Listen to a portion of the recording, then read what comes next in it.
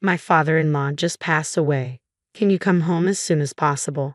I got the call from my daughter-in-law, Amelia, while my son was taking a bath during a family visit.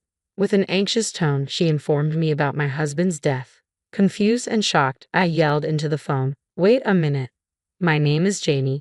I'm 51, and ever since the sudden loss of my husband, I've been raising our son, Kobe, as a single mom." Kobe, who was in high school at the time, has now graduated college and has been working for 3 years. After getting his job, he moved out and started living on his own. Now he's married, and he and his wife help each other to make a good life. His wife, Amelia, is on the quiet side and, according to Kobe, is good at household chores, a good wife. However, from the first time we met, she seemed distant, like she wanted to keep some space between us. I mentioned it to Kobe, but he just laughed it off, saying it was all in my head. But I couldn't shake off the feeling that Amelia preferred to avoid our home. She only shows up for Thanksgiving and leaves without spending the night, which only confirms my suspicion. Kobe is my only son, and I had always hoped to get along with his wife. I'd even asked Amelia directly if there was something bothering her. Being as gentle as possible, I asked if I had done anything to make her uncomfortable. She simply replied, "No, nothing at all." I eventually gave up on getting close to Amelia, thinking it's just the way younger people feel nowadays. They don't want to mingle with their in-laws even if they live separately. What's more, I sense a similar distance with Amelia's own parents when we met for the first time at the wedding. I mentioned to them that my husband had passed away years ago, and it seemed to create even more of a gap, even though Kobe had told them from the beginning that I was a single mom. Maybe seeing it firsthand created some negative impression of me. So, I've decided not to intrude on Kobe's marriage and quietly observed the wedding. Since then, the gap has grown between me, Amelia, and her family. Even though my son and his wife live relatively close, our family dynamics have become distant. Today, Kobe brought over some wedding photos, but of course, Amelia was nowhere to be seen. I feel grateful. When I saw Kobe noticing my disappointment, he offered to stay over tonight, even though he was alone. It made me proud to see how kind-hearted he has become. Looking at the picture of Amelia, I found myself smiling, thinking how pretty she looks when she's laughing next to Kobe. It's tough to suppress the loneliness when my own daughter-in-law avoids me for reasons I can't understand, even though we still get along. After carefully storing the photo and having dinner, I idly flipped through a TV variety show. I was waiting for Kobe to finish his shower when a familiar melody rang out from Kobe's phone left on the table. It was the default ringtone. Curiously, I glanced at the phone. It was a call from Amelia. I decided to let Kobe know about it later and turned back to the TV. But then the phone started ringing again. Given the incessant calls, I thought it might be urgent but hesitated to answer it myself. Reluctantly, I grabbed the still ringing phone and headed to the bathroom to tell Kobe. "Kobe, Amelia's calling." The phone's been ringing a few times now. I subtly hinted for him to pick up. But Kobe brushed it off, saying, "It's fine, charge it for me, will you?" "Got any snacks? I could go for a drink after my shower. I'll be out soon." "You're really becoming like your dad, aren't you?" I said, holding the phone. I headed back to the living room and tried to plug it in but fumbled and accidentally hit the answer button. In my rush to hang up, I hit the speaker instead, and Amelia's frantic voice burst out. "Can you hear me? Dad has passed away. Come home as soon as possible." It looked like I had picked up a very serious call. What do I say to Amelia, who's just lost her dad? Or should I first apologize for answering her call, even if it was an accident? My mind was racing, and I lost sight of the option to hang up. Meanwhile, Amelia started explaining the situation, saying that Kobe needed to come over to the nursing home where his father had been living. Startled, I asked when he had moved into a nursing home, considering Kobe's father had passed away 8 years ago. Amelia had no idea that it was me on the line. She thought she was talking to Kobe, so her surprise made sense. I quickly explained the situation and steered the conversation back to her father, but she corrected me, slightly annoyed. "It's not my dad. It's Kobe's father who has passed away. Tell him to call me back." I was utterly confused but quickly spoke into the phone still on speaker mode. "Wait a second, Amelia. Isn't this some kind of mistake? Like I told you before, Kobe's dad passed away 8 years ago." Amelia seemed shocked by my statement. She stuttered momentarily but quickly regained her composure. "Now is not the time for lies. Why would you lie about something so heartless at a time like this?" Before I could make sense of Amelia's sudden accusation, the room fell silent. In that moment, I noticed Kobe, his face pale, holding the phone. The call had ended. He had likely rushed over after hearing our heated conversation while taking a shower. Water was still dripping from his hair. It was clear that he'd hurriedly grabbed the phone. I asked Kobe, who was deliberately avoiding eye contact with me, "What is going on? What did Amelia mean when she said your father just passed away? I had made it clear to her before you got married that your father had passed. Why would she think otherwise?" When I pressed Kobe, who was visibly uneasy, he dodged my questions. Whether it was a misunderstanding on Amelia's part or someone who was like a father to him, it was clear he was hiding something. We had been having a tense exchange for a while when Kobe's cell phone buzzed. The caller ID showed an unfamiliar name, but it looked like it was probably from a nursing home. While Kobe hesitated to pick up, knowing what to expect from the call, he eventually answered right in front of me. Trying to remain silent, I listened in. I could hear most of the conversation, and the caller indeed confirmed what Amelia had been saying.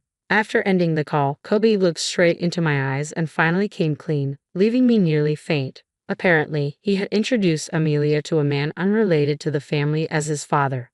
I told Amelia that Mom cheated and got divorced, he said. It seemed Kobe had completely fabricated the story for Amelia. According to this version, I had neglected my husband, who was suffering from early onset dementia, had an affair, and was served with divorce papers.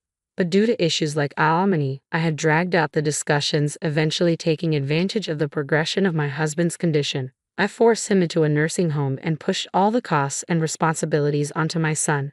After agreeing to the divorce, my ex-husband's dementia had already progressed to the point where the issue of compensation for the affair was swept under the rug. Kobe, who lied about our divorce to his parents-in-law, was careful not to show Amelia his marriage certificate when he submitted it. Listening to this story, my mouth was hanging open in disbelief.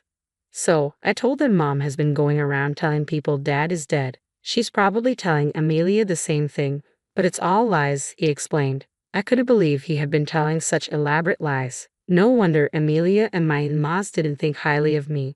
When I scolded Kobe for lying, he hung his head like a scolded child and mumbled that he wanted extra money for leisure.